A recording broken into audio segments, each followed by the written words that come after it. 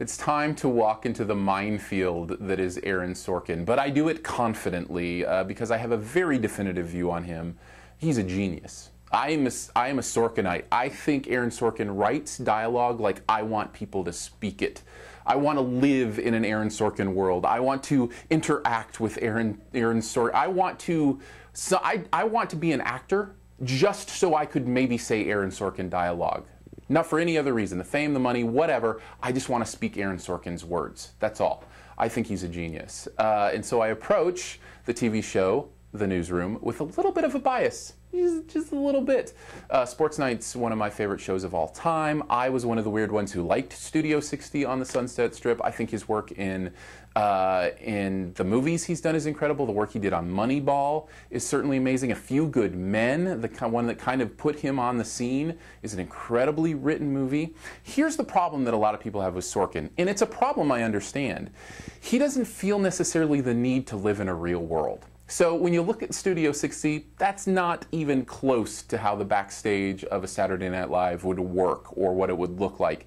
The same can be said in The Newsroom. It is certainly not a world that I feel is necessarily relevant in today's age as we go to digital media. It's not a world that I feel like it really works that way, but it's a world I want to visit. It's a world I want to exist in simply because I want to hear people speak like that. And some of these speeches and scenes in The Newsroom are just, they're exhilarating. The back and forth and the play on words and the quick wit and the quick delivery, it's wonderful. Jeff Daniels, I think, is great in this show. I think he gives a great performance. Emily Mortimer, the same.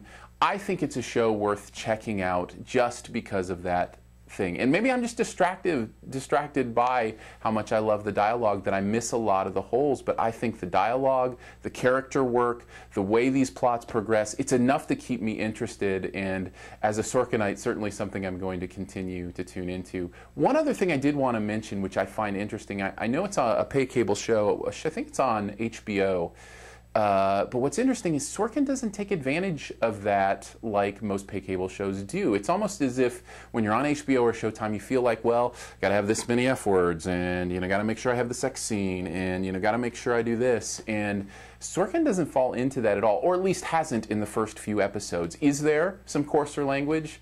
Yeah, but it's not necessarily prevalent, especially considering it's in a newsroom, which is a place that might have coarser language. I didn't feel like it was out of place at all, and I felt like it was certainly toned down compared to most of the shows on pay cable, which I thought was of note, something you might be interested in knowing. The Newsroom, it's not a real world. There are a lot of plot holes. I'm sure there are a lot of things that are worth grimacing over, but that dialogue is so sweet. I'm tuning in every single time.